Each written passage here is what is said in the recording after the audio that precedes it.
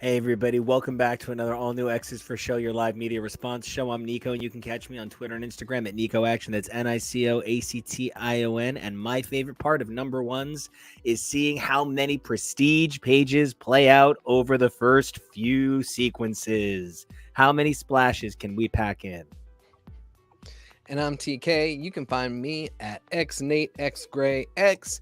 And my favorite part of number ones is putting bets down on how many issues the thing is actually going to have. That's the thing. And that makes me Kevo. You can find me over at Kevoreally. That's Kevoreally.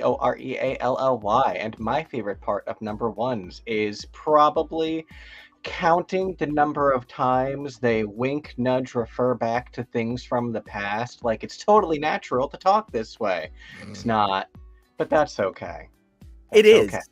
It really is okay. And, I do want to say that I think it's very okay that Marvel loves number ones. We are, of course, here today to continue our return to comic coverage. I'm so glad we're back to this stuff where we're talking about the general scape of the Marvel Universe, focusing on some specific projects, having a great time, right? But one of the things that we definitely enjoy talking about on this show, more than most other topics, is I'm tiny, I'm in the corner watching the comics. Oh, so one of the things we definitely talk about a lot on this show is the nature and the state of the comics industry as a whole. Something that does not escape our grasp is that the amount of money it costs to produce a number one and a number 7, for instance, are roughly the same amount of money. The difference is a number one has number 1 sales and number 7s have, number 7 sales. So when you can sell 100,000 units of a Spider book simply because it says number 1, or you could sell 22,000 units of a Spider book simply because it's number 7, and they cost the same amount of money. Don't you have a fiduciary responsibility to your shareholders to ensure the best sales point for these titles?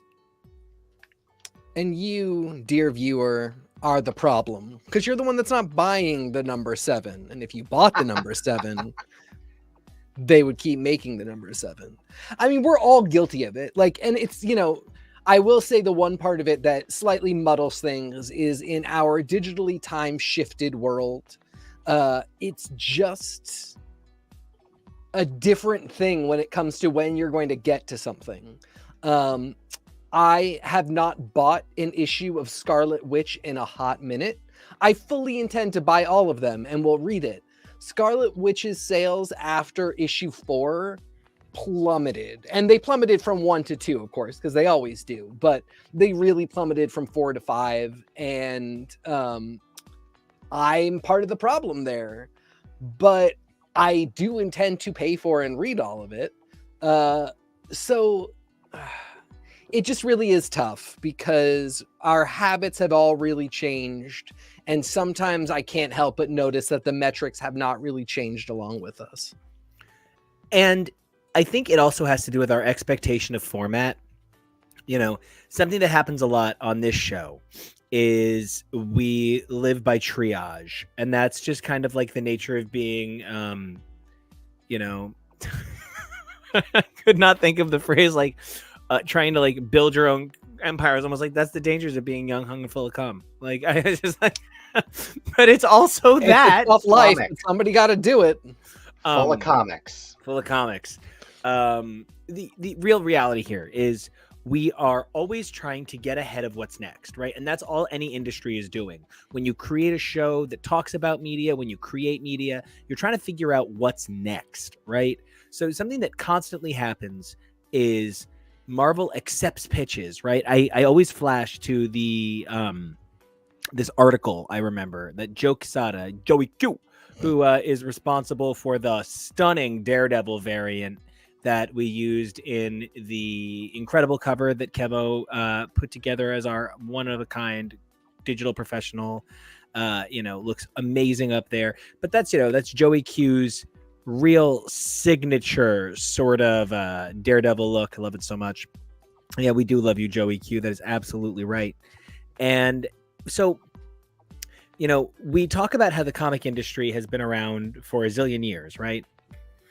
And I don't think that the comic industry really had a chance to figure out what to do about the internet moving at the speed of the internet. We're watching a drag surprise. We're watching Drag Race, and they get to an episode where they're talking about the JLo dress, and that it really is the thing that that they built the Google image search around, the JLo dress. And I kind of use that as a benchmark because the world didn't get a chance to get used to Google image search. Suddenly there was Google image search, and we all had to live with the consequences of this thing we wanted. And I'll never forget, because I remember where I was going with the Joey Q thing. Joey Q is talking about Thor by Matt Fraction and the pitch he got, and every page of the pitch he got. And I only wish contributor extraordinaire and wonderkind, speaking of, so beautiful, contributor Jake were here so that they could, kind of vibe with me on some of this Thor stuff, because I know they're also a really big Thor fan, and like this particular run.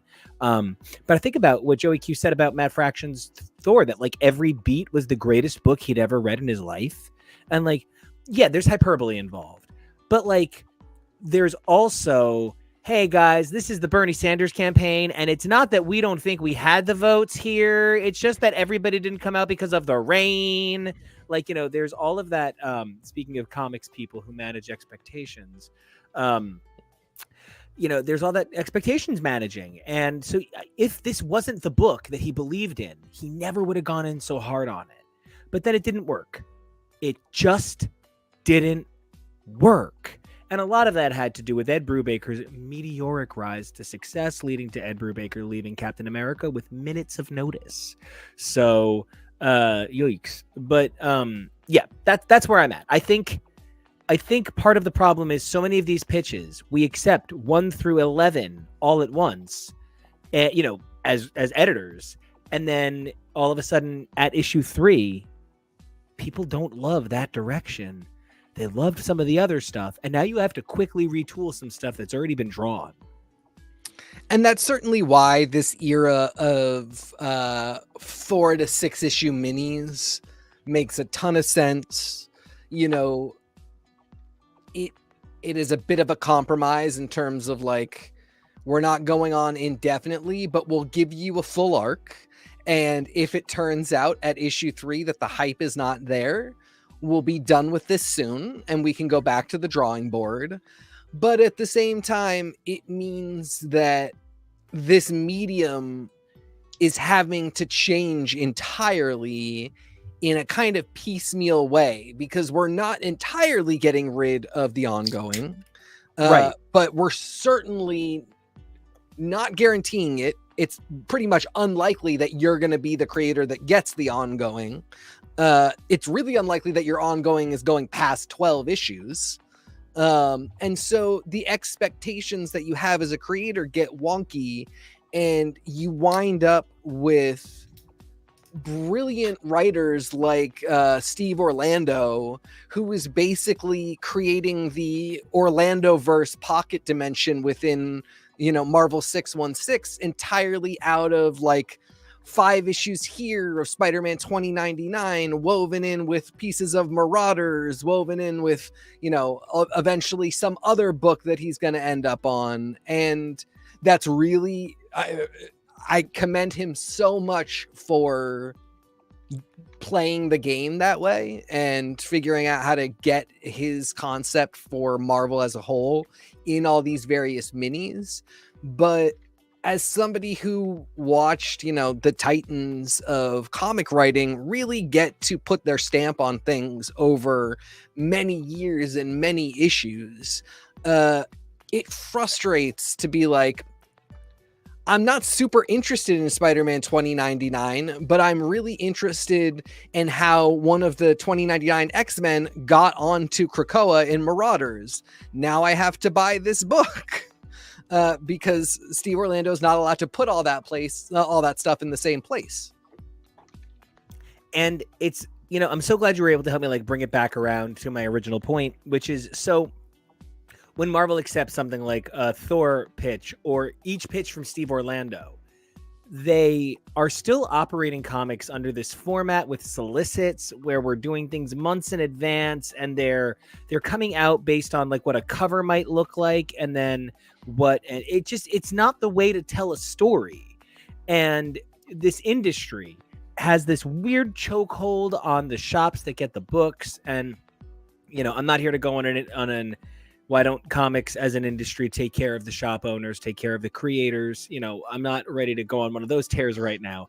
But what I do want to bring up is that the nature of this engine, where the comic machine has to change so powerfully and so regularly, leads the industry to a very different place than it ever used to be.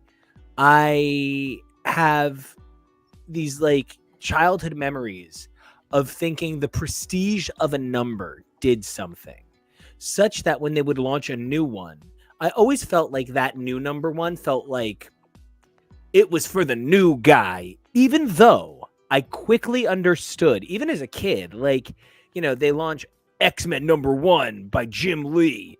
It's Claremont and Jim Lee, but it's by Jim Lee. And then over on Uncanny's still going. And it relaunched too, and it's really cool. And now it's got Bishop, and it's cool. And like, I'm here for it. I love that era of Uncanny, and actually that era of X-Men too. Big fan of that 91, 92 relaunch. But like by issue 7, it's one book. It's literally one book. They treat it as one book. The stories that start in the one book just automatically go over to the other. There's no fine control on it. The same thing happens with Spider-Man after it's relaunched by McFarlane around the same time. And that's not a bad thing per se. But for so many years, we treated high numbering as class, and anybody with a low number, well, that was the young cocky upstart. That was like, we really did not look at those books culturally the same way.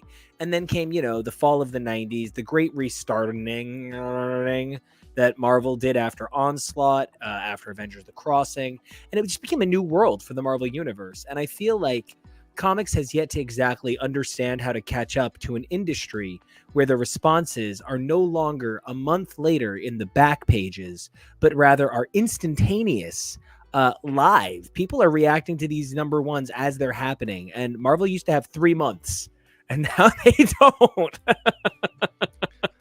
And it's so funny, I was in preparing for this, I was looking at some solicits and like some,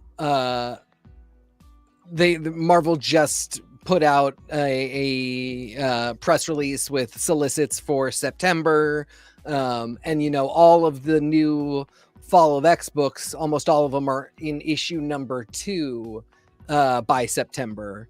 So I'm reading all these solicits and I'm just feeling like, man, I have to read them hype up #2 when I haven't even read #1 yet.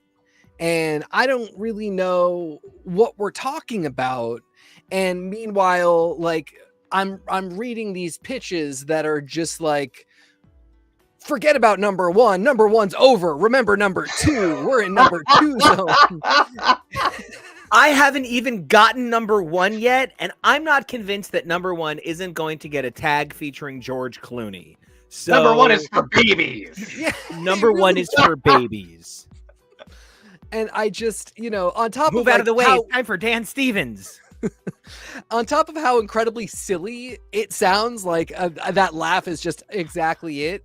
It's also just like, what is this? What are we doing here? Who is this for? So, and that's the thing for me. I think sometimes don't understand that the nature of this industry is still like, there's readers, there's a readership more than anything, right? And while I wouldn't always say that the readership is a specific body, right? The readership is made up of a beautiful diversity of dozens of different like makeup groups and geographic locations. But the one core thing that this group has is that they're willing to plunk down a huge amount of money on these books. And the nature of the #1 cycle is definitely beginning to wear on me a little bit. Kevo, I would love to get up that first slide of #1s. Heck yeah, we would. So once again, I just want to point out this is a variant for Spider-Man #1, a variant for Daredevil #1, and a variant for Ultimate Invasion #1. 3 titles that definitely were central to or are central to crossover events going on. I left out almost every crossover exclusive title from this list because I just couldn't do it. It was too many.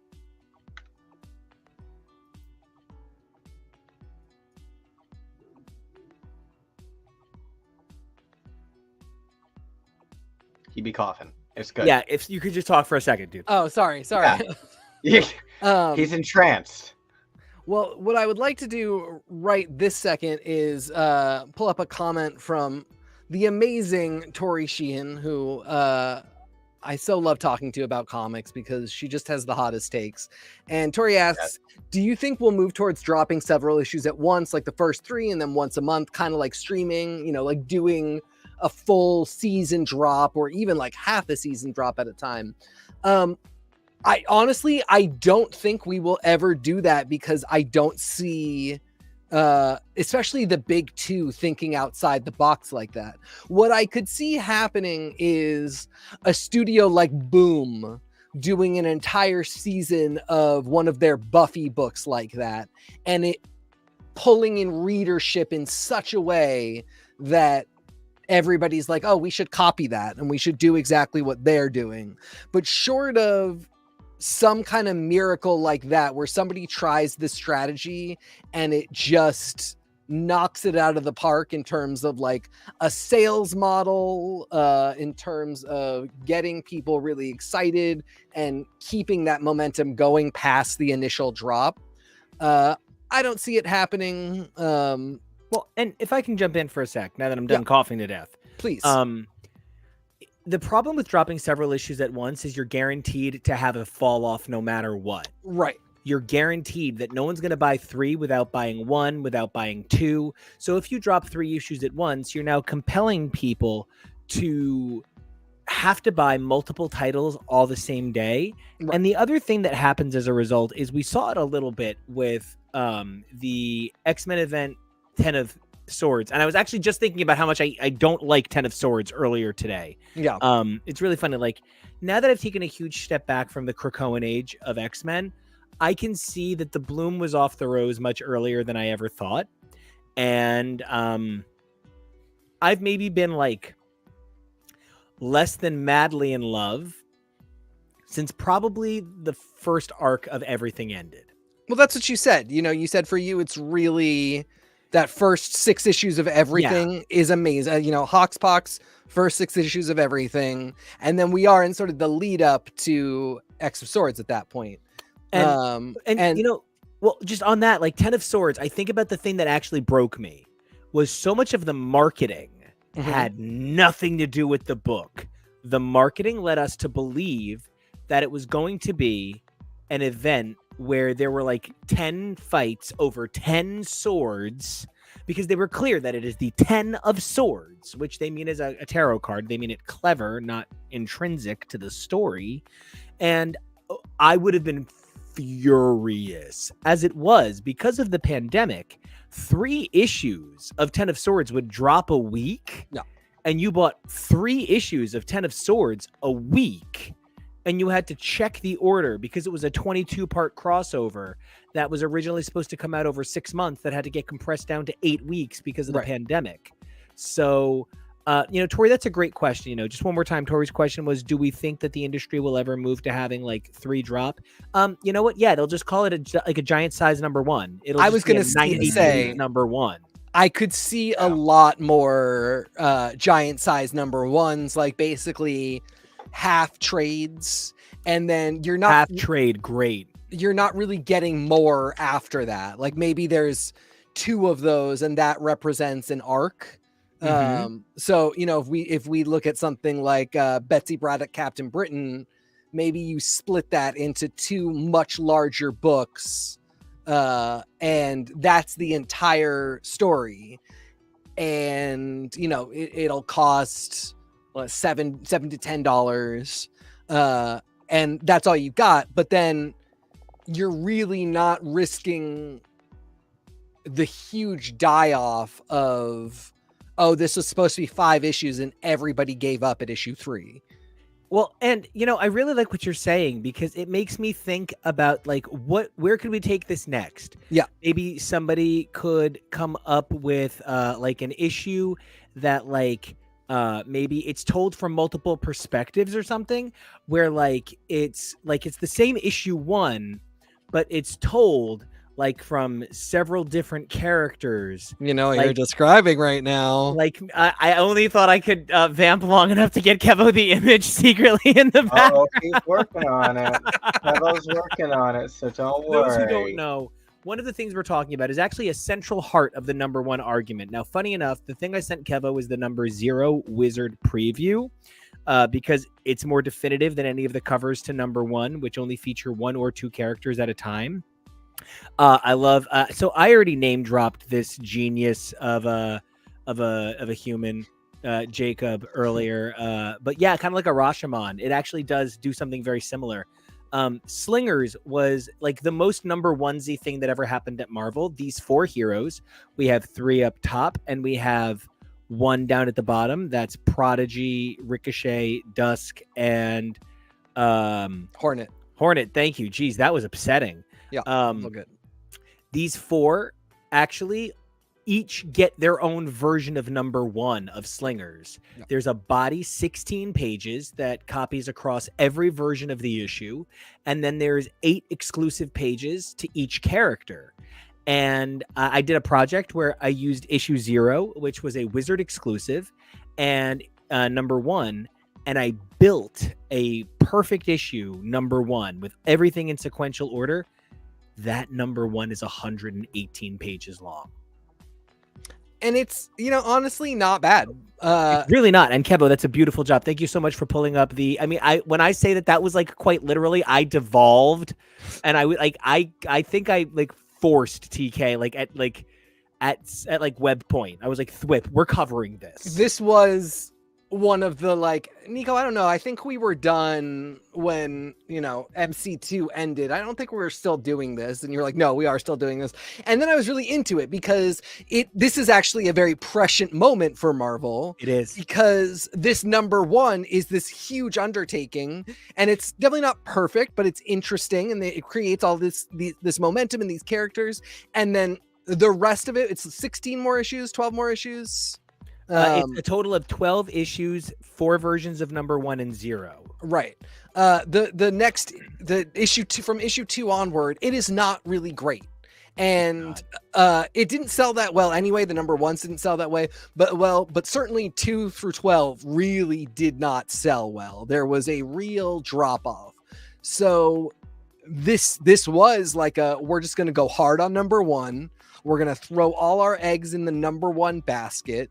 And then it was a different time. So even when the number 1 sold poorly, they were still publishing 12 issues. They still got that 12. Yeah, man. But it was the same vibe that we get a lot now, where anything that isn't certainly a 4 to 6 issue mini, if it has that total die off after issue 1, you just kind of, everybody's love for it goes away, and whatever is left to publish gets published, and then we turn on and we're on to the next project.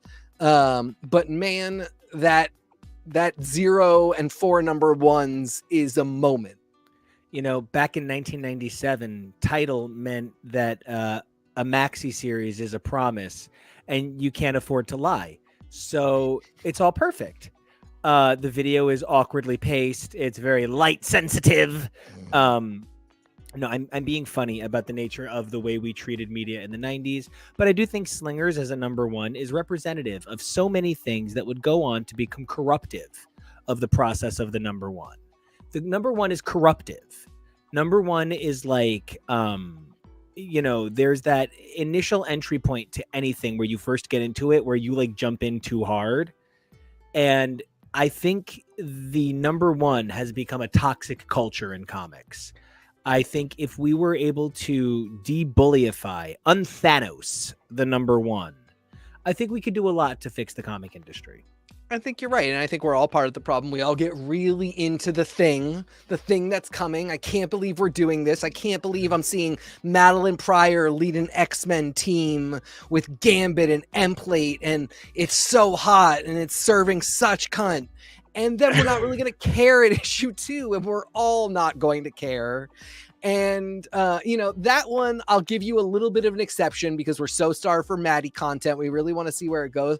But no matter who you are, no matter how much you love that Dark X-Men #1 is happening, no matter how much you love that first issue and are hyped for the second, your steam is going to lower by an order of magnitude from where it is talking on Twitter today about how excited you are for this #1. Tori Sheehan, I wish to God I could get you in this room right the fuck now. Let me talk to you about this. Tori Sheehan, who has been my confidant, my friend, my partner, my creative super force my entire life for the last decade at this point, says, so then which is the bigger market, getting new fans for a #1 or ruining a fandom you have by shaking so much and whimpering out? Girl, please, I would never make you. You are good. Your face #1. Beautiful, but if you want to beat it, anytime. But so here's the thing, right? I'm anybody else ever go to an exact place when they go to say something? Whenever I say it is my belief, I'm immediately Janet at the start of the Velvet Rope. But it is my belief that comics fans contribute to a cosmosphere. Like, there's something about the moment of zeitgeist where we all become one with that big thought. And comics, which started as this thing that you were a nerd if you read, and man, that was cool. But it grew into this bigger thing, and now it's the nerd in all of us. And Kebo, thank you for so much for flashing to this board, because I believe once you read Silk, once you're like, wait a minute, there's an Asian female Spider-Woman for me? As somebody who might be an Asian female or might just really connect with those characters, you will never be gone forever.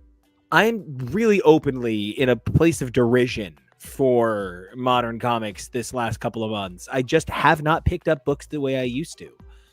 And it'll cycle back on. And in 9 months, I'm going to be all about it again, which is why I'm keeping up with it. And I'm not burning bridges. But I'll say we're in an interesting place now because you have some the story's not for me vibes. But we've also been talking so much about logistically, let's shake up the industry. And I think that's a really big change where it's we all didn't love when the decimation happened, but we were still comics. Now it's really I've been seeing things change too much and seeing the opportunities to publish differently too clearly to not hold this industry that I love and know is capable of more. Deeply responsible. Yes. Say yes. Keep going, though. Because here's the thing, right? I believe in the rebuilding season. Believe it or not, I'm kind of a sports guy. Not in any, because I don't really believe in professional sports as a model to follow financially. It's just a money pit. But the fundamentals of professional sports can be dictated throughout many things. That's why things like Moneyball are so successful, right? And I believe in the quality and the value of a rebuilding year. You can say there isn't anything in pushing X-Men harder this year, so we should go under the radar and start up again. So I'm going to be really honest with you. Legitimately, those controlled burn years, right? I don't believe the world was ready to understand Wolverine's Y chromosome.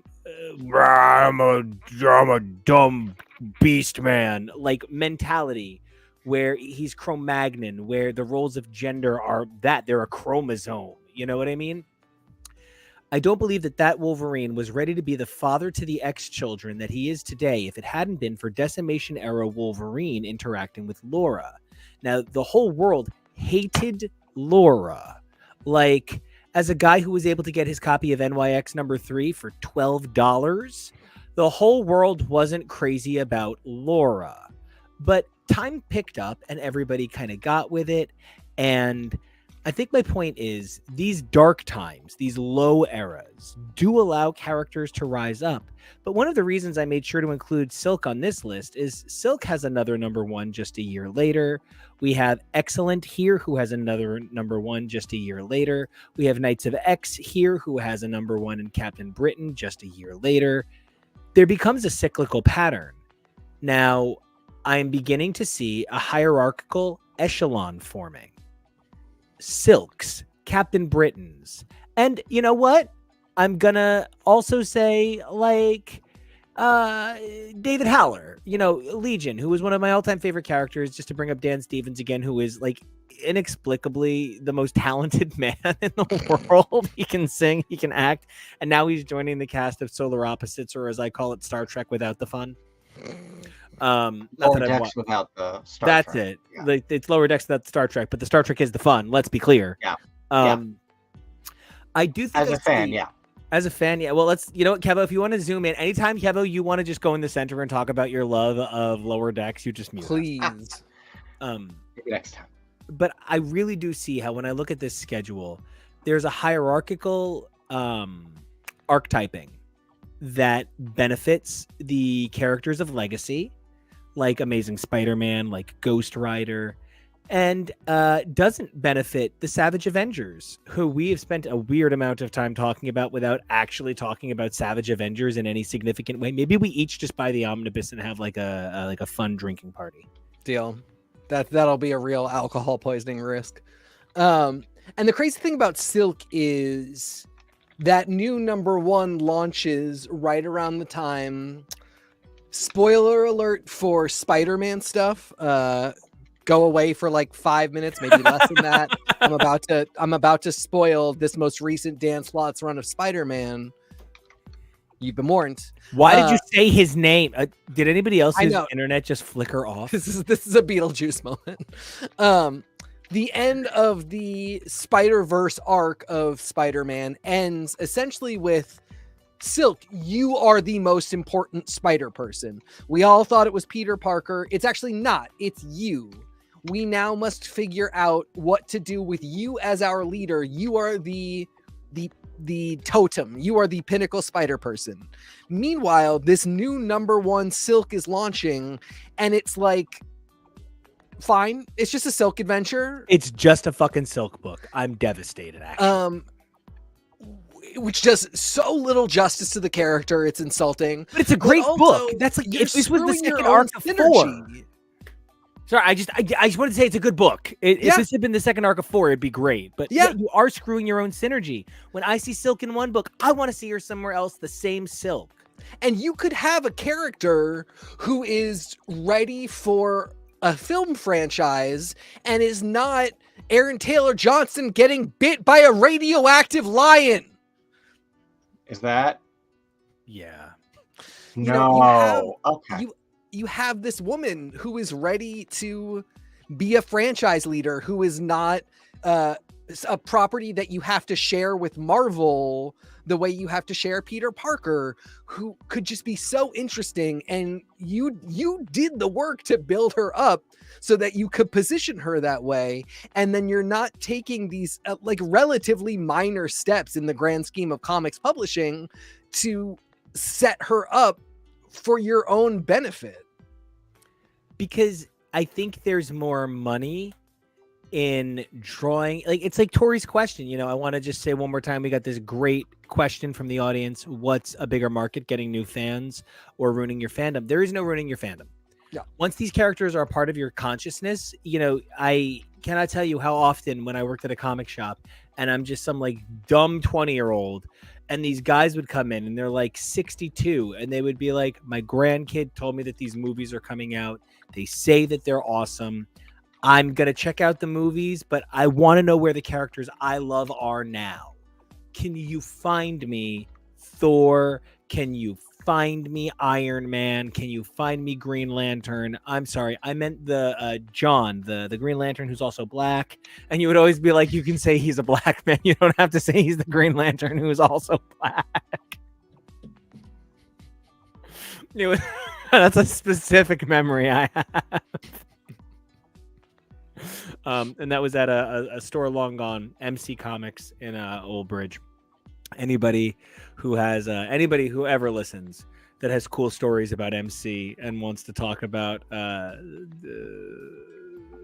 surviving, anytime you want, I'm here. We also have a really great point from Taryn and Galima. Taryn Enigma. Hey. I can't read. I don't. Anyway, so Taryn Enigma says, "Look, we back our female characters. We're inclusive, ready to be more progressive. You know what? I want to point out just how correct audience member Taryn is here. If you take a look at March 2022, you can see Strange #1, starring Clea, and kind of starring Wong, kind of Wongers, right? But It's sure, Clea on the cover. Like, to be clear, the marketing was Clea is Strange. She's the one on the cover, so there are we have nicer a ways woman to talk sorceress about her. supreme.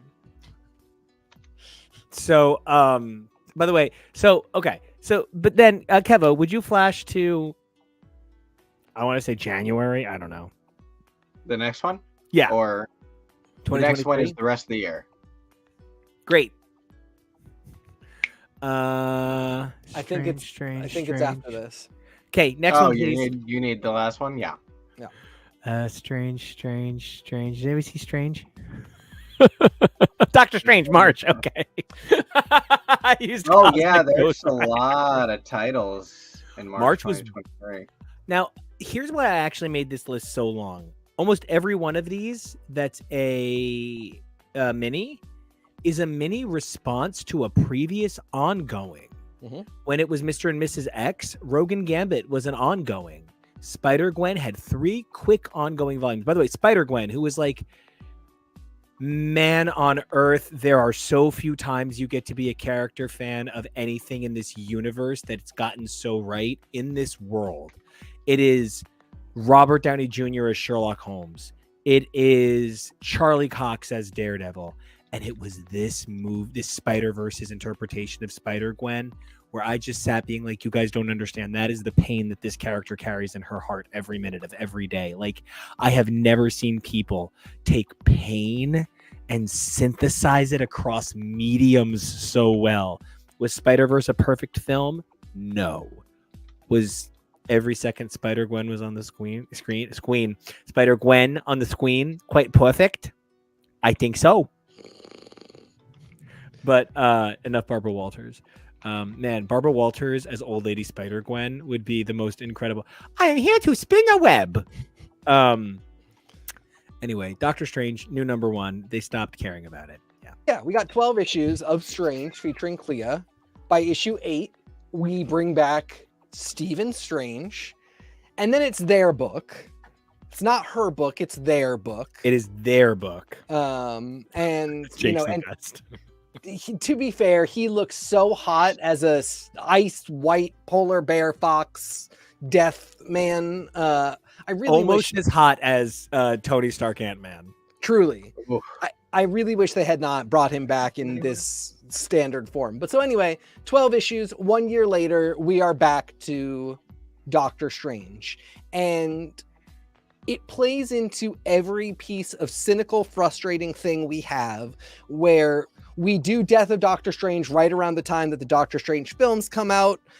Film comes out. There's hype around the name Doctor Strange. We shut things down. You know, the Doctor Strange ends with Charlize Theron as Clea showing up. Now, God, I wish she knew anything about that scene. I wish if anybody, because people keep being like, so what did you think about that? And she's like, I don't know. I walked out of a bodega and into a sound studio and they said, stand here. So I did. Yeah.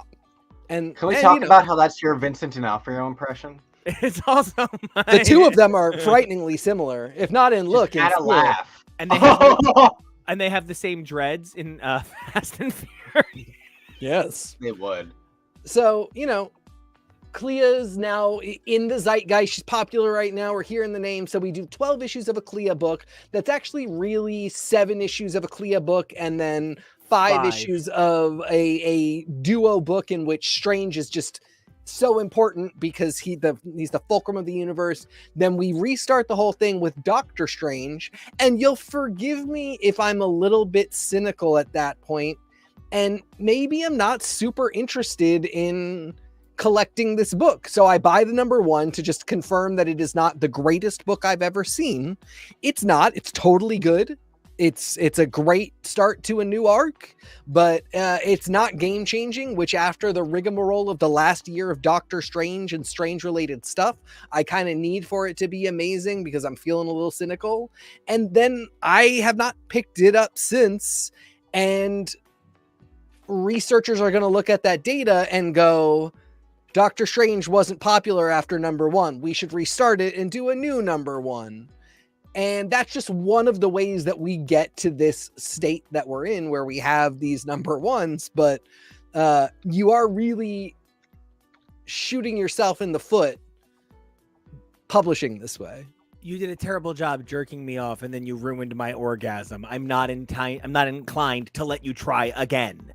And so, like, that's a little bit where my eyes are bugging out, because I feel like you're right.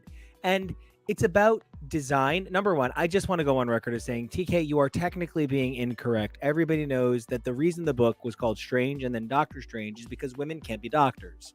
Number 2, I want to go on to say that...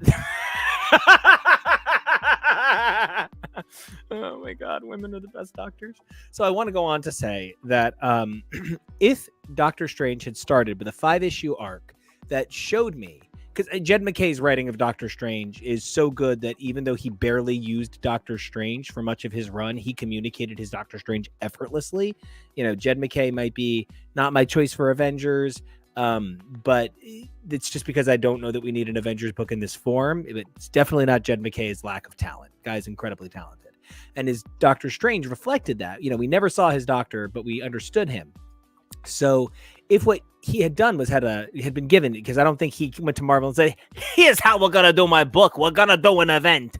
I don't think that's what, by the way, we have an interview with Jed MacKay. He, in fact, does not sound like a methed out Joe Pesci.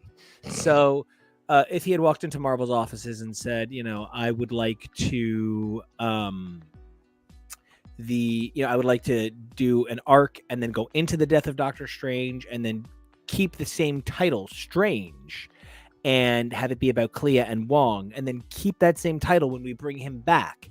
If the book was at 40 issues and that had happened, it would have felt like when Ed Brubaker killed Captain America. It would have felt like when Chris Claremont brought Wolverine to the brink and crucified him, and had a young woman have the fortitude and strength of self to save him. Like, that's what you could have done here. But by dressing it in what feels like a little more than look at me, pick me. It's pick me dumbness is what it is. I would have a whole lot easier time swallowing the Jed MacKay era of Doctor Strange at Marvel if I didn't feel like I was being spoken down to about it. But that's kind of what these number 1s start to feel like, because it's something Kevo said at the very beginning of the episode. He's not just a brilliant producer and an imageman. He's also a really great fan. And something I love is when he sees something in a pattern that I hadn't noticed. Yeah, man. I really hate that Chip Zdarsky had to give up 3 pages of that spectacular Daredevil number 1 to be like, everybody's read Shadowland, but look, just in case you haven't, here's what you missed in Shadowland, and it's going to help you to understand all of the major events that are about to happen here, because there's going to be a lot of things we don't talk about. You need to know those things too, because they're going to come up later. It's been such a fun time having this number 1, and like that level of performative transformation is not where my dick's at. It's just not. And it has nothing to do with a lack of ability. Chip Zdarsky's written the deftest Daredevil book outside of Mark Waid ever. But there is something about the hand-holding. There's something about number 1s feel like new networks. That's what it is. Number 1s always feel like a new network. Arcs feel like new seasons. Number 1s feel like you have to reintroduce everything for the new audience.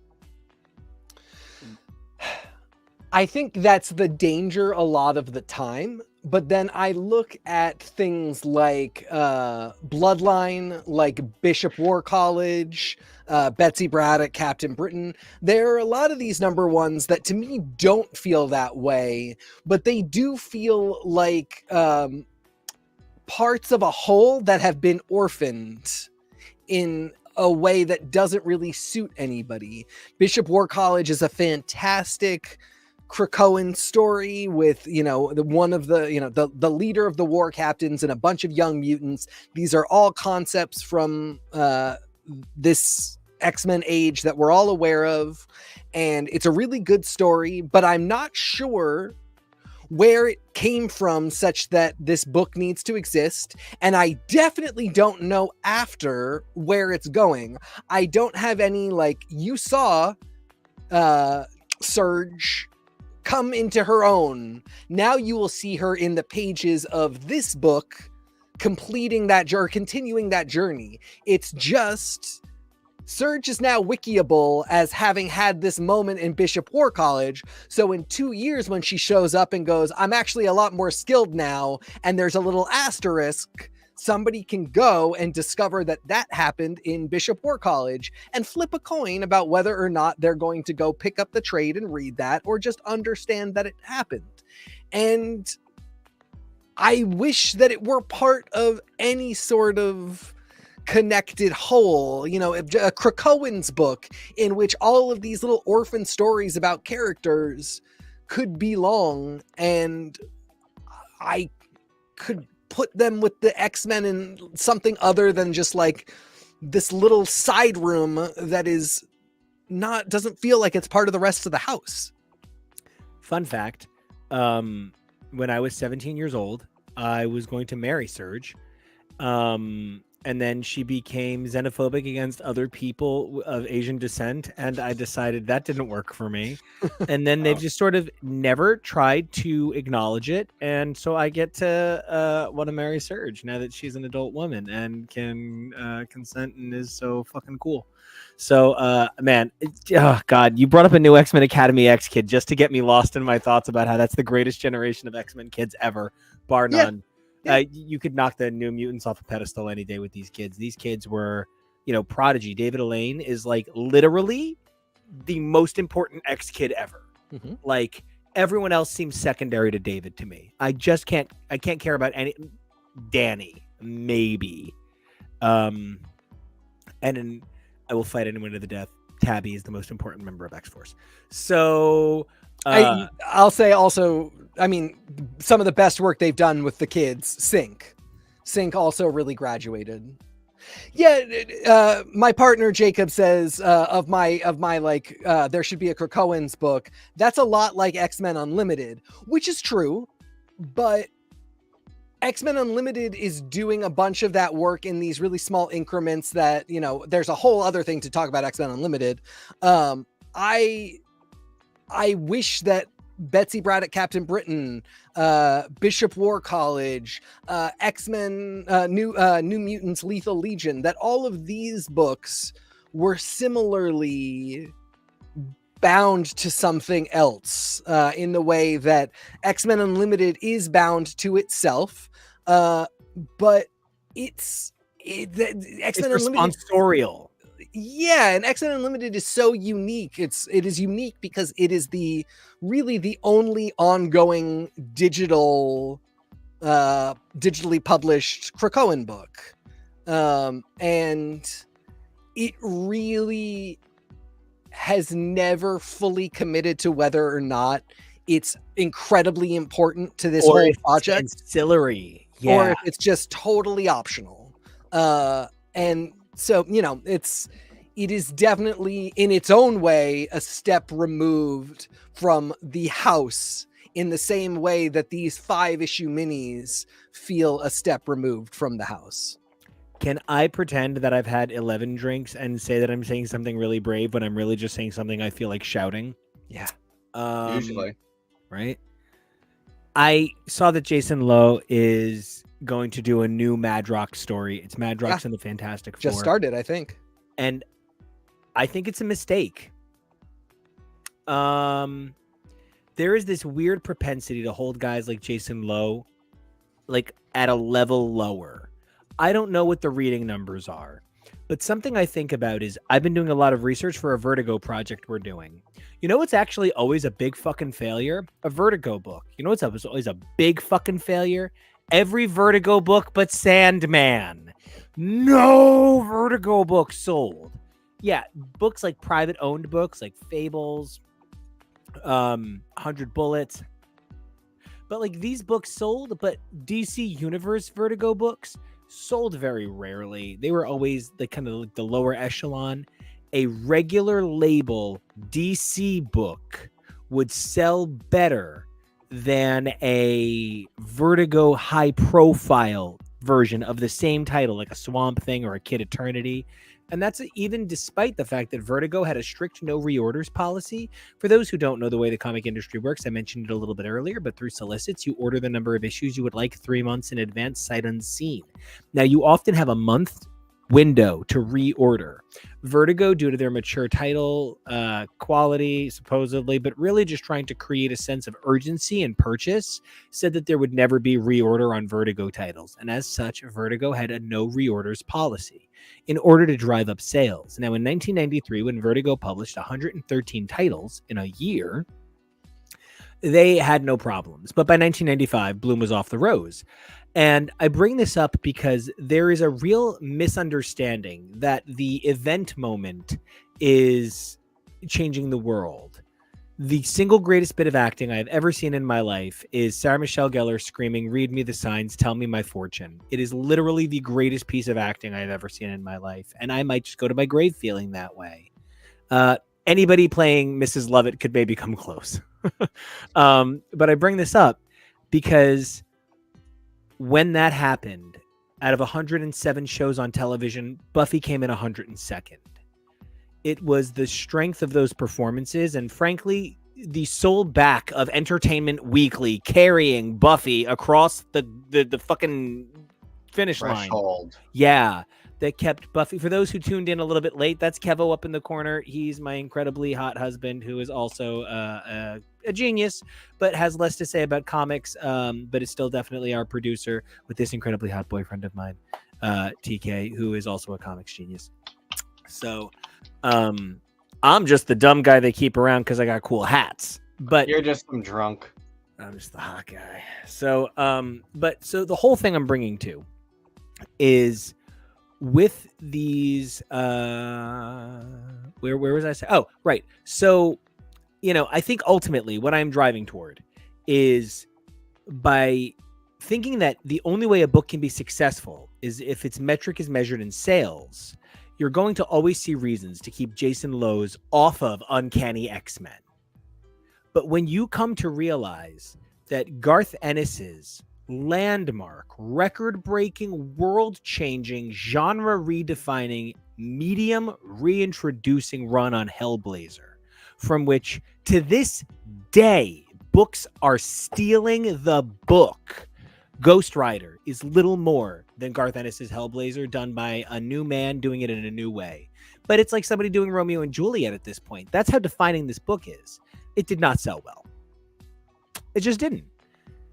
I don't care what Jason Lowe's numbers are. Guys like Jason Lowe, Torrin Grunbuck, these are people who are telling stories that move the dial. And they don't just move the dial. They move the dial in a socially conscious way. Their stories are from a perspective that isn't being seen. And I mean that with no regard to demographic, but I mean that with regard to their personal experience, which, of course, is informed by demographic. But end of the day, every time I see Jason Lowe on X-Men Unlimited, when I think he should be relaunching X Factor, is a day where I think Marvel continues to use the Marvel Unlimited brand and the Infinite Comic method as a way of saying we're giving you more without ever integrating it. But I'm here to say the integration of these ideas can only be great. Now, I would love to make like a horrible joke, the integration of Major League comic books, but like, that still isn't fair because, things like Major League Baseball integration is about the coming together of, a single identity. What I'm trying to say is actually a little bit different. I'm trying to say that, yes, all people play sports in a way that deserves to be celebrated together, but people write comics in a way that is so different that deserves to be celebrated together. The integration of what is considered the second echelon writers on things like Unlimited really needs to stop. And I think the move is to put Jason Lowe on a secondary Spider-Man book or secondary X-Men book. They're doing it with Torrin Grunbeck on Realm of X, and I feel really positive on that. But I need to see more, and I need to see Marvel show that they're aware that that is a step, not the end goal. And I love that you brought up Jason Lowe, because another person that this is also happening to in the same moment is Terry Bloss. Yes. Who just announced earlier today that he's starting what is issue 58 of Marvel Voices, Infinity comic. And it's Marvel Voices Infinity comic Runaways now.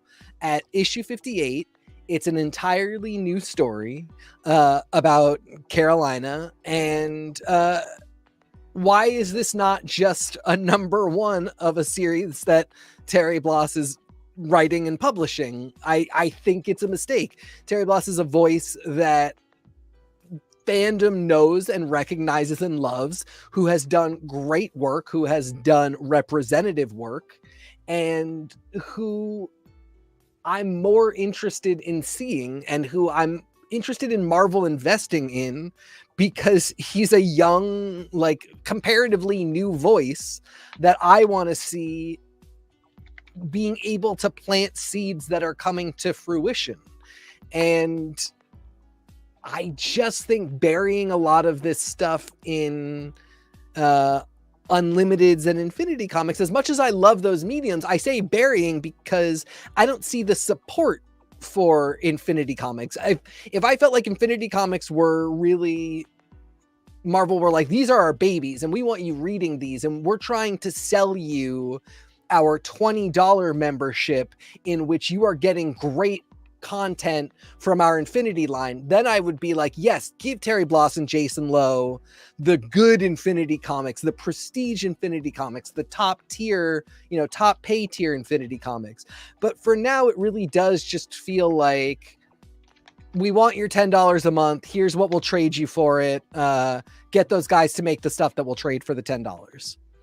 And, one of the things that is so crazy, and, Kevo, the greatest producer in the world, we've had the luxury of interviewing Jason Lowe 3 times, right? It's awkward when you have a favorite writer working at Marvel and he's willing to be on your show multiple times. You book him a little more than makes sense, but when you have a favorite writer, you book them. So that's that, right? I think about sort of the nature of the way there's a great artist and writer and editor who says no two people get into comics the same way, right? Once you break into comics that way, they close the door behind you so no one else can get in. And Kevo just linking out to the round of bracketeering with Jason Lowe, who played a game he barely understood, but man, we barely understand it. No one understands it. That's the point of the game. Mm-hmm. You can't prepare. It just comes at you. It just happens. Get into it. Here's what I think. I want to get back to a positive place because I feel like I'm getting a little ranty. I think about the way, no two people break into comics the same way. And I think about how comics is better for that in some ways, but I hate that sometimes it seems like the way comics is doing that is holding people back. I think about, the Pride creator, the Miracles creator, Joe Glass, whose characters just indie crossed over into the Miracles characters, just indie crossed over into a Donny Cates book. Like, that's crazy, right? The guy who wrote King in Black, like that Donny Cates. And, I think about how the most he's ever contributed to a Marvel Pride book is a blurb.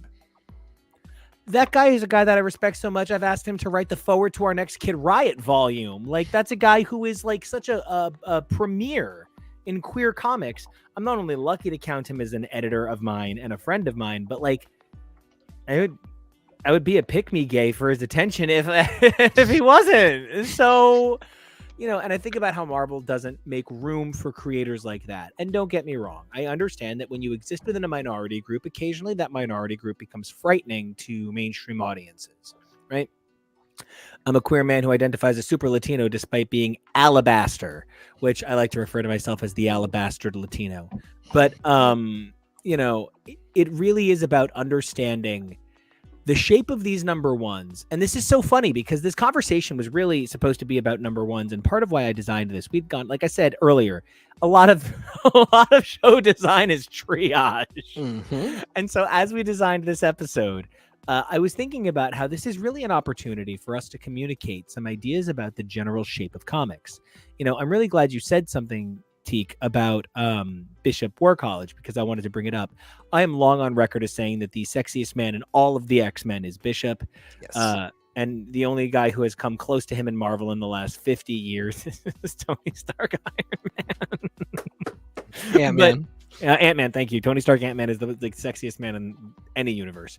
But I saw when I was going through the February books that we had Blade, Bloodline, Daughter of Blade, and we had Bishop War College, which are two books with a very Black focus. And I'm so grateful for that because as a man who has existed in diverse spaces my whole life, the lack of Black voices makes me not want to buy books, right? Show design only lasts as long as the moment Nico can. Yeah, that is correct. Tori Sheehan is a very funny lady. But I think about the fact that I love that we got this Bishop book, but why has it been 20 years since we've had an actual Bishop title? It's so cool that we got a Bishop title that has room for so many amazing characters and diversity and so much inclusion. But I would have traded that for maybe an arc of just Bishop, because this didn't feel like Bishop War College. This felt like Bishop's War College, kind of like Strange Academy. Never really feels like Strange's Academy. I mean, it never feels like Strange Academy. It never feels like he's there. It feels like Strange's Academy. Well, yeah, most of it Strange is not there. And, Right. Bishop War College, a little dissimilar insofar as he has a whole plot, but it's half a plot. It's So half a plot. separate. It's right. It's completely separate. So you've got basically 2.5 books worth of Bishop story, and then 2.5 books worth of Academy X-esque student story. And that's a really different sell even than a 5-issue Bishop story, the way Betsy Braddock Captain Britain is fully a Betsy Braddock story. I mean, it's a Rachel story too, but it's really, if you were ever like, man, Betsy doesn't get enough stories, she did here. And I think after this, I'm like, Bishop got a great story. I don't know that he got a whole story. I don't know that he got the full run he was promised. And it's a bigger picture too, because like this is the second volume of Cosmic Ghost Rider. That's the first volume of Wasp ever. Founding Avenger Wasp. This is the first ever Wasp #1 that results in an ongoing. And it was a mini. So there has never been a Wasp #2 before. I think about what that means for the state of #1s and the state of what's happening. And for as much as I am definitely complaining about the death of the ongoing as a grand pinnacle thing, I kind of liken it to Broadway, which I love. But man, I just had the pleasure of experiencing, and I'm just going to never stop talking about how cool Painter's Alley was in Tennessee, in Nashville. It was just the most incredible thing. And it might have been Printer's Alley. My apologies, Printer's Alley. It's just this magical, super neon, super incredible street that just hides in the middle of this big, bustling city. And, one of the things that I've found in experiencing this, this different sort of expectation is these sort of like hidden gems are kind of everywhere. And it's about finding them in all of it. And I feel like there is a lot of magical Wasp stuff out there. There is a lot of dig deep and you can find it Wasp stuff. But the trade-off is that it's not really being celebrated the way perhaps Avengers, All Out Avengers. I almost said Avengers All Out Beyond fight, but All Out Avengers is getting celebrated as a number one. Ultimately, by lowering what an Avengers number one is so that All Out Avengers number one is celebrated a little bit less, it is making it kind of possible for a Wasp number one to still be celebrated less than, unfortunately, All Out Avengers number one, but it's putting them within range of each other. And that kind of stretches back to my original point and touches back on the Marvel Unlimited point. We saw an era of nothing could break through. There couldn't be a number one. Ant-Man couldn't have a book, so of course Wasp couldn't have a book. But because some prestige offered to guys like Bishop, who has had an ongoing before, Bishop the Last X-Man, which had pencils by Georges Jeanty, right? Or because guys like Groot, who have never been able to hold out a number one, are having a 4-issue miniseries to celebrate, I don't know, that he did a really good cycle. You know, we're seeing that ability for books like Wasp to thrive, where they couldn't have before. And for that, I'm grateful. And, you know, I think Astonishing Iceman getting its number one in August, first time since Iceman has been canonically put out into the world as a homosexual. No, he was. He had that ongoing by. Oh, that's right. That's completely right. That I always forget relaunched about those. 15 times. Yeah. I Well, always forget about those. It's because if it had been if Unlimited had existed with Infinite Comics, that's where that book would have been published. 100%. That was my transition, though, to talking about the fact that we've got from August 2nd to September 6th, so 5 weeks, we've got 8 X-Men titles that are getting number ones. Not a single one is an ongoing. Every single one is a limited series. There are a bunch of ongoings that will continue, and I'm pretty stoked. They're getting, you know, X-Men will be on issue 29 at that point, Immortal X-Men 18, X-Men Red 18, X-Force 47. Wolverine. I'm sorry. X-Force 47. It's unfair to Ben Percy because everybody else has been given a chance to number one themselves, but good. Yeah. And I carry so much resentment toward early X-Force for not being what I wanted, where every other book has been given a chance to reset. Yeah.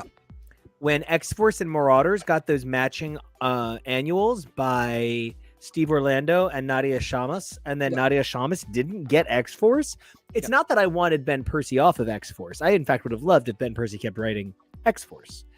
But then maybe Uncanny X-Force or X-Force Spotlight by Nadia Shamas. That was even an Infinite comic. You know, it's just, I'm feeling like, man, I'm burnt out on some of these number ones, but God damn it, give X-Force a low number. I don't care if you just started at 7. X-Force is just on 7. We've just decided 49 is too high. 7 is the new number one.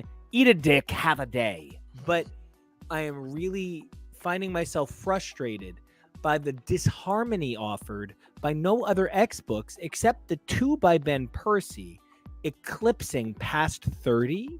Everything else being such low numbers creates a sense that those 2 books are somehow holdovers from the original Krakoan era, but they're not. They are distinctly new creatures. And if everything else is going to be beholden to this idea of restart your number, shouldn't X-Force not be beholden, but rather given the chance to celebrate? I couldn't agree more. And I find it really unfortunate that not a single one of these titles that starts in August has any chance of getting to even in issue 12. Oy. You know, Dark X-Men, I think, could be really fun to continue. Jean Grey, who knows? I am very excited to see Louise Simonson writing a book again. as Jake says, Dark X-Men Volume 2 number 1, and then we could go into Volume 3 number 1 and just keep giving it number 1s until we're at Volume 12, and I would be okay with that too. But there are some titles in here that I would be happy to believe we're starting to go on indefinitely. And the fact that every single one is over before the end of the year. Ooh, boy. I need to go full Q-tip and I need to just fuck with it for a minute because you actually don't know what you've got till it's gone. I sometimes think about the fact that when Hulk would hit 400 and 500 issues, I tapped out. I was just like, no, not that incredible. No, he's probably got heart swelling. His organs are probably fucked up. No. But I then think about the fact that we're at Incredible Hulk number 1 again. And for a guy who is like, you know, on like a bodybuilder journey and got to be so big, yeah. You know, I don't connect with the Hulk at all, actually. I love She-Hulk. She-Hulk, who had a number 1 in January of 2022, but ultimately, due to the creative team, we chose not to follow it, right? Hulk relaunched under Donny Cates, right? Or was it Al Ewing? Oh, it was Donny Cates because Al Ewing did Immortal Hulk. So Al Ewing did Immortal Hulk. Donny Cates did this new, like, Hulk is a spaceship in the Hulk or something. I don't know. And it didn't work out. So they cancel it and it's relaunching and it's going like low-key relaunch, which is what I'm always saying. You can have a rebuilding year. You can have a year where you put a guy that no one's heard of. And if it works out really great. You've got yourself Bendis on Daredevil. But if it doesn't work out great, fine. You've got yourself Diggle on Daredevil. Who cares? Right? And the balance there, the trade sort of becomes when you take a step back and you think about a guy like Hulk, who's always going to have a book, even if that's number 1, number 1,000, or number 1,000,000, or just the date, there's always a Hulk book. In part because Marvel doesn't want to lose the license on it. So I wonder how much this episode, having talked about it, having done this episode, having lived this, experienced this, the parts of it that I remember, I wonder, and just like that, I wondered if turning the Empire State Building pink would improve our ratings. Hey, Kim. So, no, but the real question becomes, I do wonder if by discussing the value of the number 1 as much as I do, I am enabling the conversation by acknowledging that the industry chooses to operate under this. Maybe I'm the problem. Am I the asshole? No, I'm not the CEO of Reddit. But it does lead me to say then, what if we just legacy numbered the fuck out of everything? What if we, you, me, Kevo, our beautiful audience, and God between us, just started legacy numbering everything? What if we didn't worry about the actual value number of the issue and instead referred to them by their release date? Release dates are sequential. That's the great thing about the date. It's sequential. And you can put a note, part 1 of something, with the date attached. For my money, for my sake. And you know, Tori, isn't that what Marvel Wiki is for? You know what, Tori? I agree with you. And the minute Marvel chooses to pay me for uploading their information for them, hey guys, I'm available. I've worked for the Disney company. I left with a clean printer and a beautiful record card. I have multiple managers who will speak positive things about my engagement. And everybody at the Marvel offices I've interviewed and worked with have very nice things to say about me. Call me. But the other side, as do all of the live events people. Anybody in Marvel live events will tell you I'm very reliable. So the other side of all of this is then what do we do as an industry to move this marker forward? What I want is the death of the comic book. Death of the printed issue? Yeah, no, go away. Fuck off. We produce enough digital books that we could release a trade every week And if you think trades just mean big, expensive books, nah. We have a beautiful line of books at Marvel that print 3, 4, 5 issues for $6.99. That's incredible. That's a deal. And like, that's spoken as a guy who's kind of Greek, so I'm kind of cheap, right? Like, I'm, I want to go to Mykonos, but I want you to buy my drinks. So like, I'm willing to pay the $6.99 for the one book with 5 issues in it, especially because that's a soft paper cover. Daddy loves a soft paper cover. Like 12-point paper, 14-point paper is fine too, but then I'm looking at $7.99 and I'm losing interest in that binding, right? It better be a staple.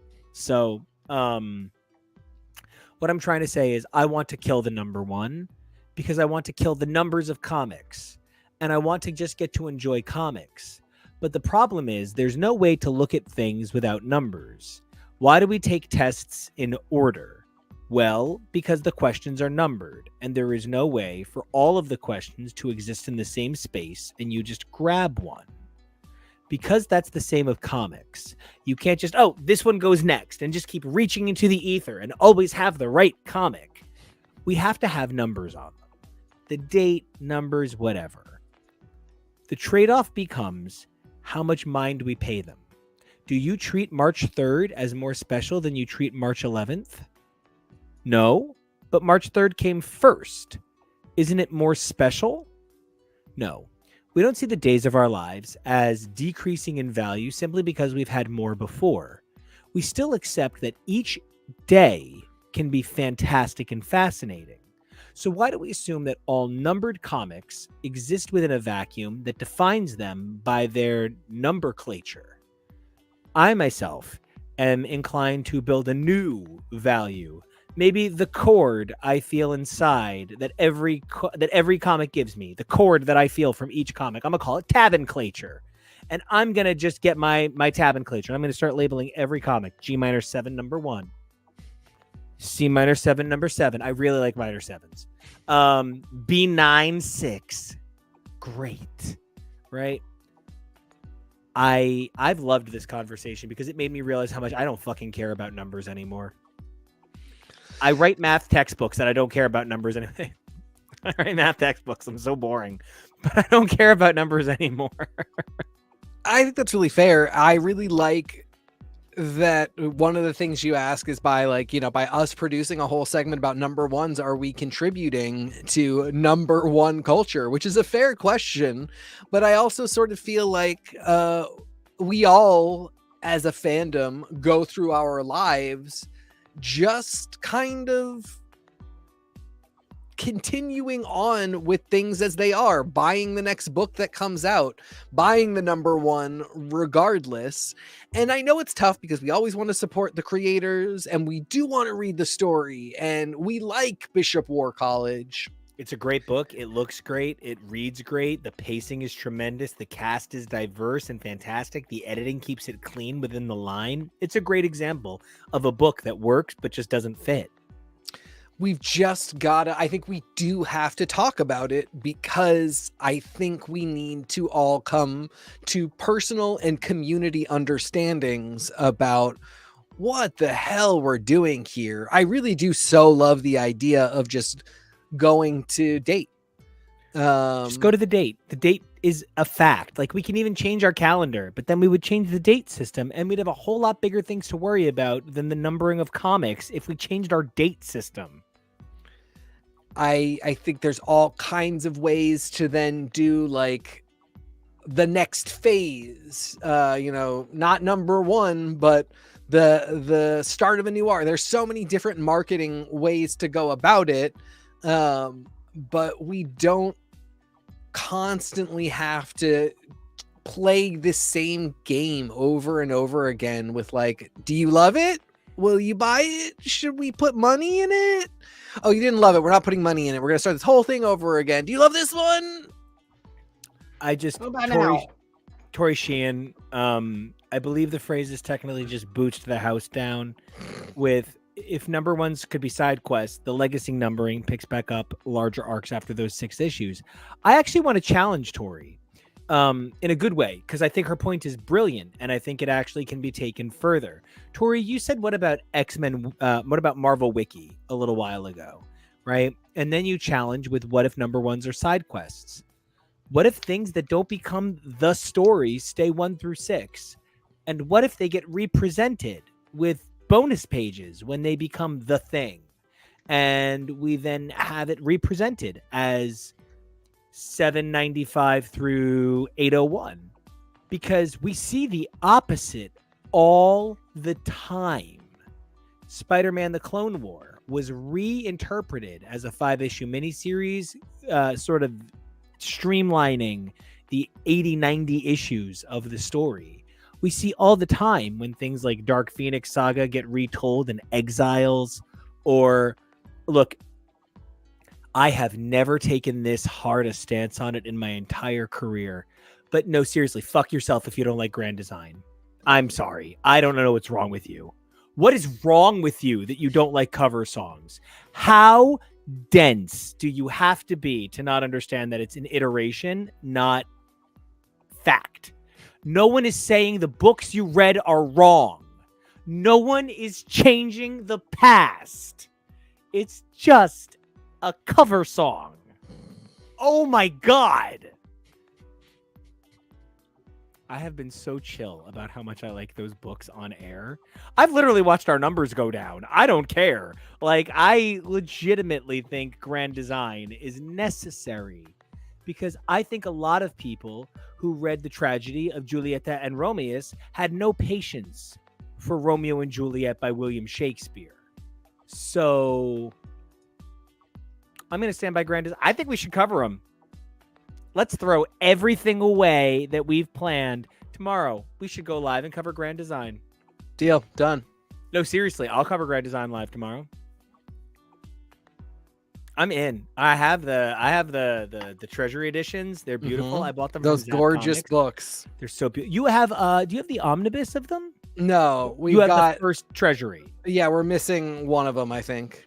The other thing the Treasuries have that is so beautiful, if they have those beautiful representations inside of classic issues. Actually, one of them is a number one. So chill here 1 second. TK, ramble about something for 30 seconds. You know, the one number one situation that we did not discuss, which was like kind of a big one for this, and it's in the cover image too, is Daredevil. And it's one of the ones I'm most kind of scared about. This was like, the Zdarsky run is where I became a Daredevil fan, and the Red Fist saga has been the culmination of like all of my personal like getting into Daredevil, coming off the heels of Devil's Reign, which was a beautiful crossover, one of the best done crossovers Marvel's had in a while, and then this like very tense 14 issue finale run, you know. But again, that was another one. We got a new number one when we ended Devil's Reign. You know, the Daredevil went for like 50 issues. We did Devil's Reign, then we went back to another number one. We're doing this 14, and now we're restarting again with like an entirely new status quo for Matt Murdock, and I don't know how to feel start after that. Yeah, you know, I really like the author. I really love Saladin Ahmed. I really love Chip Zdarsky. I'm just not sure this is doing justice to the amazing character, to the amazing arc of, you know, Daredevil's last like 4 years. Hello. Hi, I'm you so missed sorry. all the Daredevil talk. Oh God, that's so hot. I can only imagine it involved the incredible Tori Sheehan. So Tori, I see that you asked what a grand design is, and I imagine TK did answer. No, I did not. I really just did a whole rant about Daredevil. Yeah. Grand Design is a line that Marvel produced. That's actually, Tori, it's really in line with Daredevil Man Without Fear by Frank Miller. It kind of says, what if we took all 300 issues of that book and boiled them down to a couple of specialty volumes? And what if they are just fully reinterpretations? Like, number one, Ed Piskor who did the art for Grand Design X-Men, is maybe one of the ugliest artists in the entire universe. Makes art that is so confrontationally hateful. I am just obsessed with it. I was an Ed Piskor fan in the first place. I was a hip hop Family Tree guy in the first place. So like this was for me. And then when I found out the whole world hated it, I was so confused. I was so excited. I almost bought the omnibus and the special edition Treasury editions. I thought this was one of the greatest books that I've ever read. It has beautiful representations of X-Men #1 and of giant size X-Men #1, and each of them is actually lovingly recolored by a master of industry, which I'll get to in just one second. But there's some really beautiful art in these books if you're ever really curious. But each one of these specialty #1s is recolored beautifully. Grand Design #1 has X-Men #1 recolored by Ed Piskor. #2 has X-Men #1 with pinups by Arthur Adams, Todd McFarlane, Jim Lee, and Joe Madureira, who Joe Mad is like the greatest thing that ever happened to Marvel in the 90s. All recolored by Piskor.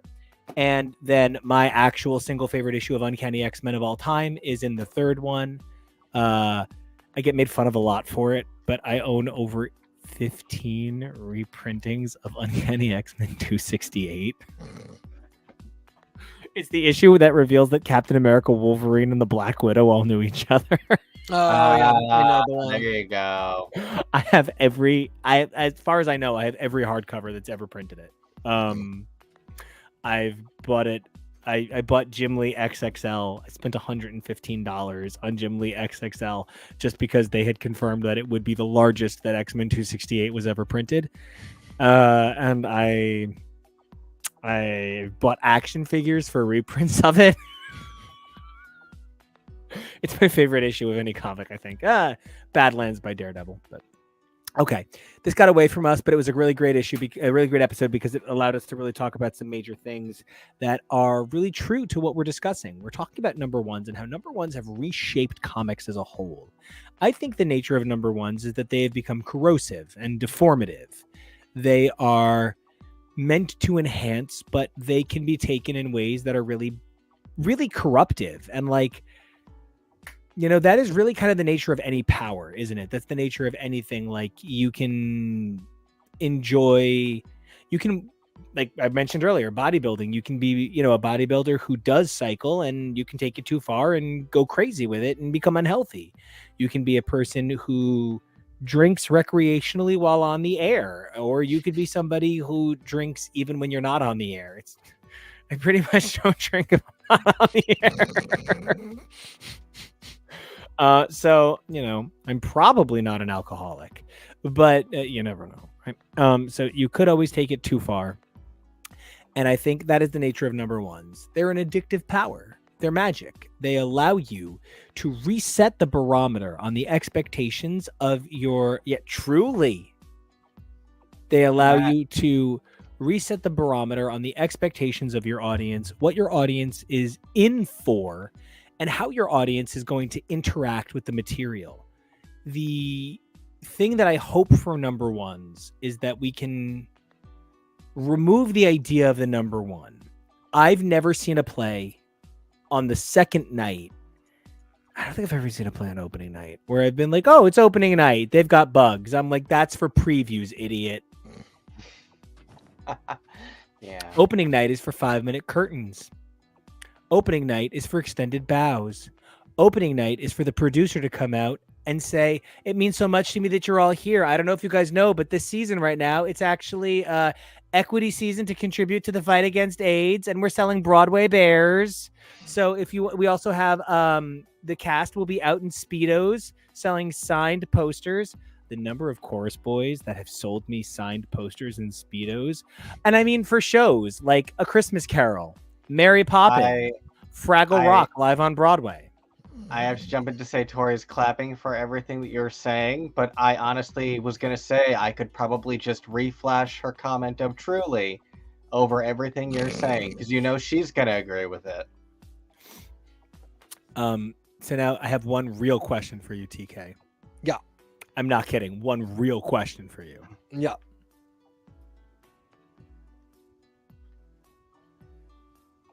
bonus episode. I'm doing it tomorrow, man. Whether it's me by myself or you're here.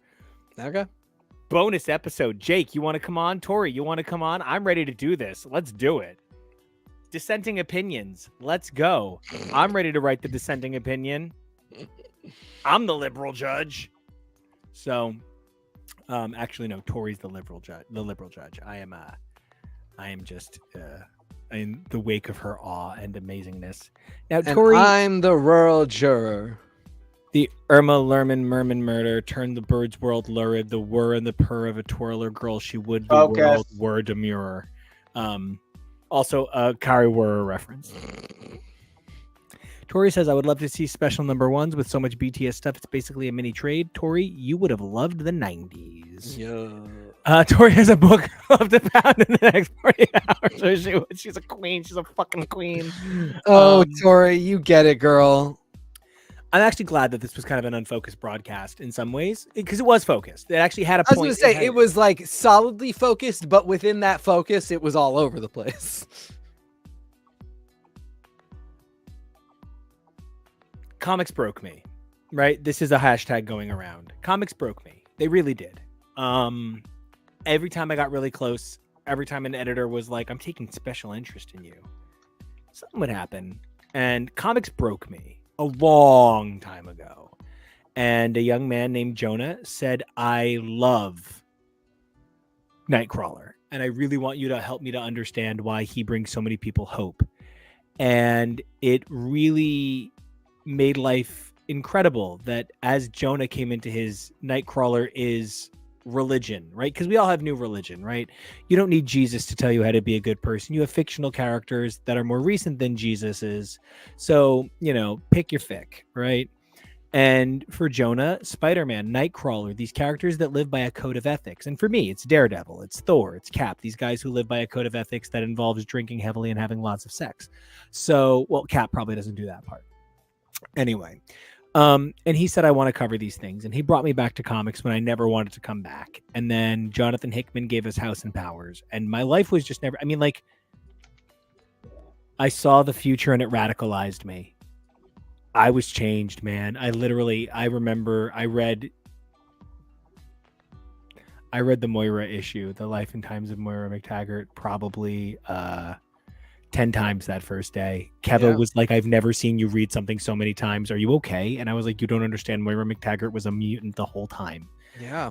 And you weren't? Okay. I wasn't, man. It changed my life. And I don't like that she's a villain now. I would love to find out that in Life 11 this never happened or whatever. But comics broke me.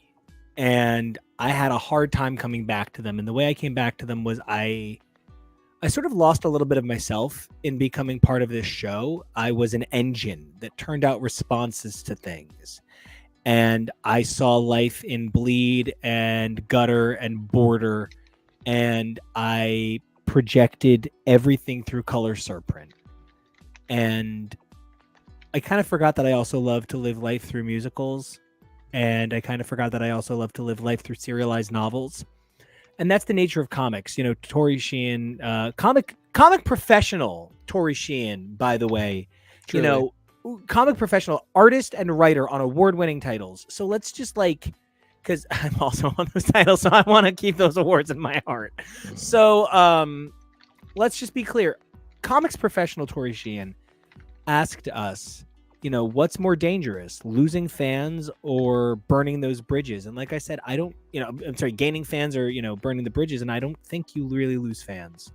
Once comics are in your heart, you can't lose them. Even when they break you, now, girl, we've won some awards, so don't even fuck with me. But truly, I want to save comics. I do. I am Jan singing, I'm going to take over the world. I'm going to save comics. And I don't know that I want to write comics anymore. I do. I want to write tons of comics. But I want to create reform so that people who want to just tell stories can. But I want to engineer universes where the stories can exist safely. And I know Marvel does too, and I know DC does too, and I know Image and Boom and IDW and every one of these studios believes in the thing I'm saying. But the thing that stops them from being able to engage is that they're corporations and they belong to fiduciary responsibility. I am one man who believes in the things I believe in. So, I think about guys like Blake's Buzz, and I think about websites that try and keep comics legitimate. And I just feel like this is probably the last time I want to talk about number ones as an art. I'm pretty happy if this is my death knell for number ones. And from here on out, we just talk about the stories. They happen to have containers. They happen to have numbers on them. But I'm done with number ones as of today, I think, like as an idea. I mean, I like that. I like that this, we spent a solid hour and a half talking about this thing that is like a cornerstone of the industry that we can't really escape.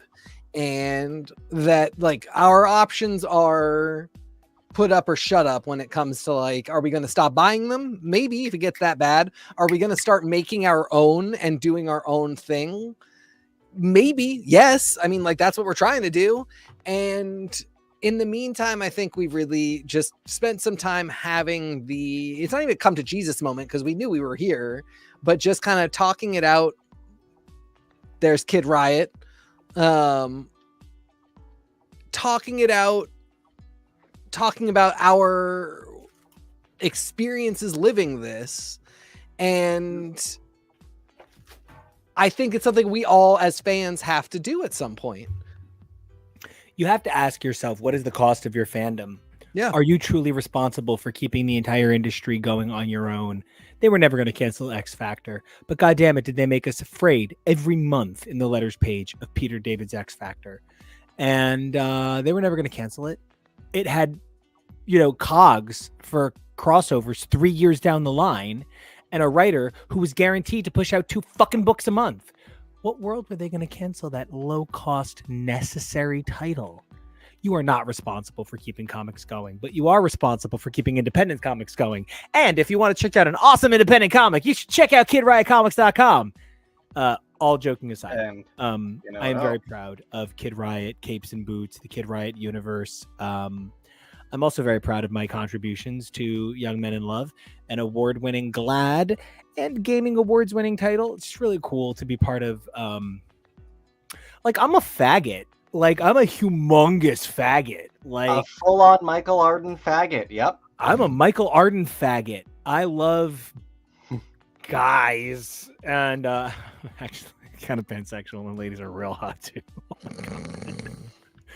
Oh man, boobs. You love everyone, but you super love guys. I do super love guys, and getting to be part of, God, I feel like a queen when I'm being asked to talk to my younger self. Getting to be part of what I never had as a kid changes me. I don't know if Pete Milligan's really gay or not, but Pete Milligan, since I am 4 years old, has written gay characters into everything he's ever written and has made me feel very safe. I can't tell you what it would have meant to me as a kid to read Pete Milligan say, I'm a gay man. Like, I'm struggling to not cry on air. If Pete Milligan had just said, I'm a gay man, that's why Shade is about gender dysphoria. And that's why my take on X-Men is so queer. And that's why my Constantine, while Mary's a woman, because his Constantine actually marries Epiphany Greaves, the greatest female character in the entirety of the Hellblazer universe. She is literally perfect. John's gayer than he's ever been while married to her, because gender roles just stopped mattering to Pete Milligan. If I could have ever had Pete Milligan be like, I'm a gay man, it would have changed my life. And so I want to be that for other people. Kevo, at this point, put yourself in the and it's not anyone's job in particular either, and no one's saying that it's anyone's job for you to do that. But definitely at the very least know that every single one does count. Every single one does matter, and so be brave if you are. Don't be afraid. Step forward, because it's a lot of fun too. And it's great for us to all stand together. Speaking of great, I'm looking at the back. I'm so fucking gay. I'm looking at the back of Grand Design number 3, and the bulge Ed Pisker gives Wolverine is just fucking cool. That's part of the grand design. It sure is. Man, short, thick, hairy men. They just do it for me. So, anyway, this brings us to the end of an incredible episode. God, I've had such a great time talking about this. And now I am kind of insistent. I don't care if it's by myself or with 10 people. Actually, I know Mike M, who co-owns Cage Club, this incredible network, has made me swear that I'll invite him. So Mike Manzi might shoot me if I don't give him that option. All right, sweetie, let's see who's available for the play date before we commit. Okay. Promise you won't have a tantrum, but I promise we will play. I had to babysit yesterday for all of our nieces and nephews and my sister, so I'm still in babysitter mode. I promise. Okay. If you're good. Okay, Kevo, what's on the board? What's on the board? Let me bring up the board. Well, there is our...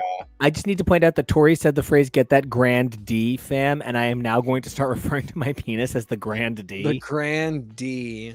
I dick is hate the that. grand Didn't D, he right? rename it something recently? So Dude, many names. If so I tried many to keep track of the number of things that people called my penis, oh my God. It's like Yeah. a book of baby names at this point. The most common one is a problem.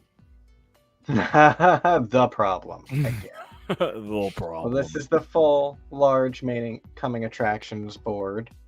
You know, I'm just gonna say it one more time. This whole board has me really excited. But the thing that has my brain spinning the hardest is probably Barbie. I am the most excited for what Barbie might do to the face of media.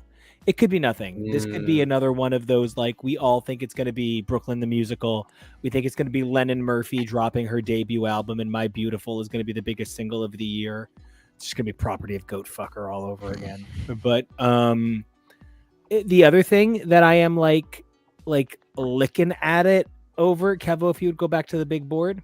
Yeah. I had such a great time watching Secret Invasion today. Not because it was great. It was great for 15 minutes, and then it was average for 30.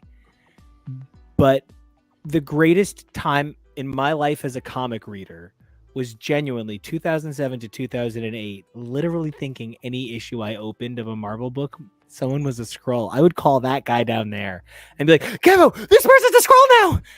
I don't know what that means! I was like dying every month. What do you mean Marvel comics are still coming out? That was me when we were in college. So, like... Nothing affected me the way Secret Invasion did. I fell in love with comics as a medium because Brian Michael Bendis taught me fear.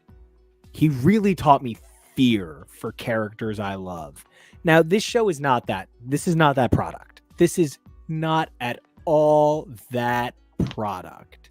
But what this is an incredible attempt to recapture an emotional engagement that upheld an industry that was in a bit of a free fall with things like World War Hulk not landing quite as tight, with the MCU burgeoning and the X-Men not being allowed to interact with it.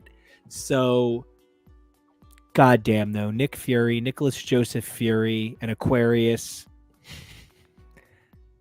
This was what I wanted, and you know what, Tori? Let's throw it in. Tori says, fuck the AI, but it was great to see that title sequence. Yeah, fuck the AI. It was great to see the title sequence, though. You know, yikes. But, okay, boys, tell me. My number 2 goes to Haunted Mansion because you guys are going to listen to so much audio from the 60s starring Ron Howard as a child trapped in a mansion. No, I'm serious. It's Ronnie Howard? It's Ron, the kid that I've made you listen to hundreds of hours of is Ron Howard. Wow, I don't know if I remembered that. That's crazy. You have listened to Ron Howard as a child scream like 400 times. Crazy. All right, what are you guys excited about? Keva, you first. Well, then I want to put Tori on the spot first and point out that first, she has committed herself to Little Mermaid. Okay. So I do want to be where the people are. Heck yeah. And she also requests a double feature Oppenheimer Barbie with many drinks in between, please. Baby! I don't plan on seeing Oppenheimer. That people are saying that they are walking away from it like broken. I watched Antichrist. Yeah. I'm Can't good. scare I'll read about me. it first. What's that movie I saw? I saw. I always call it a Nordic track film, but I know that's not what it's a Serbian film. Oh God, yeah. I've seen. I'm good. I don't need Oppenheimer, which is a Serbian film, but actually happened. Yeah. But the baby is the Earth. We are the baby. The whole time, it's both. We are the baby is Earth. Are and, we Willem Dafoe's penis? We get smashed I by the hope rock. not. Smash Mouth? You are an all-star. I am probably most excited for the last three on the board. Lower Decks is something I've super fallen in love with as a super expanding Trekkie. I'm really intrigued by whatever the heck Ahsoka is going to be. The Marvels looks really cool. I also really super agree with you on Barbie. As someone whose favorite movie is Josie and the Pussycats, that's all I really want from it is just like a really cute, fun, warm, heartfelt look at consumerism and the things that we do to women. I only wish Barbie was starring in Ahsoka. Okay. Kevo, I agree. The last three are I'm pretty fired up for. I'm really excited for the Marvels. As I always say, that trailer really just got me. Putting Beastie Boys Intergalactic as the track. It's been such a long time since I've thought about a Marvel movie trailer that didn't do like a dark, gritty reboot of a song as the backing track. I always go to the Pinocchio Age of Ultron. They call me Macarena. We're an hour away from that. So yeah, I'm pretty stoked. I think that's going to be really fun. Barbie, of course, I think is just, game changing. I am about to walk away from this broadcast and watch Secret Invasion. So I'm not quite there yet, but we'll see. And as Nico made me commit to Grand Design, I made Nico commit to live streaming the July 14th through 16th Splatfest, which is the Splatoon free weekend long. You have to buy me a Switch for that. Right? Okay, deal.